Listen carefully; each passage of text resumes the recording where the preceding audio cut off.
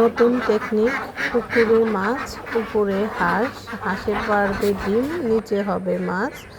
আসসালামু আলাইকুম, কেমন আছেন আপনারা সবাই? আশা রাখি খুব ভালো আছেন। আমি আল্লাহর রহমতে মোটামুটি ভালোই আছি। এই যে আমার বাড়ির পাশে বড় একটি পুকুর, সেই পুকুরে নোংরা আবর্জনা ফেলছে সবাই, জন্য ভালো মাছ হচ্ছে না। তাই হঠাৎ আমার দেবরের মাথায় বুদ্ধি আসলো যে পাঙ্গাস মাছ পুকুরে ছাড়বে আর উপরে হাঁসের খড় দিয়ে হাঁস পালবে, তাতে হাঁসের ডিম পারবে আর হাঁসের আবর্জনা দিয়েই মাছগুলো বড় হয়ে যাবে। সত্যি টেকনিকটা অনেক সুন্দর।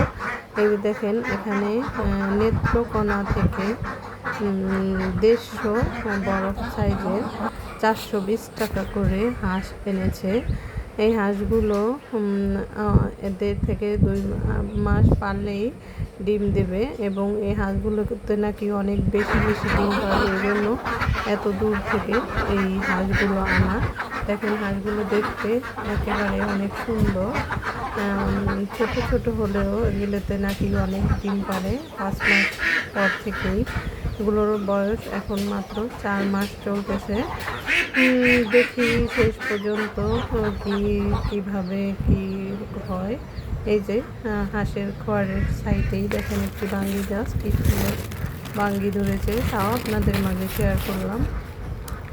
এখন এই হাঁসগুলোকে খেতে দিচ্ছে শুধু ধান, আর দিচ্ছে ধানের কুড়া।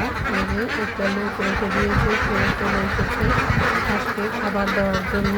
এখন হাঁসগুলো খাওয়ার জন্য এদিক ওদিক করে ঘুরছে। সত্যি এই টেকনিকটা অনেক সুন্দর। আপনারা আপনাদের বাড়িতে যাদের পুকুর আছে, বড় জায়গা আছে, তারাই কিন্তু এই কাজটা করতে পারেন। এক জিনিস দিয়েই 2 রকমের ব্যবসা। দেখেন হাঁসগুলো কি সুন্দর করে নড়াচড়া করছে।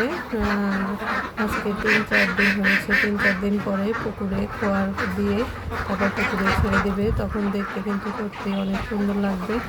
আপনারা যদি আমার সাথে থাকেন সব কিছু দেখতে পারবেন, কখন কী করবো, কীভাবে খোয়া বানাবে, কীভাবে মাছ চাষ করবে, তা আপনাদের মাঝে শেয়ার করবো। সত্যি আপনারা দেখে ট্রাই করতে পারেন আপনাদের বাড়ির পাশে পুকুর থাকলে। এই যে হাঁসগুলোকে খাবার দিয়ে দিয়েছে আর হাঁসগুলো খুব মজা করে খাচ্ছে।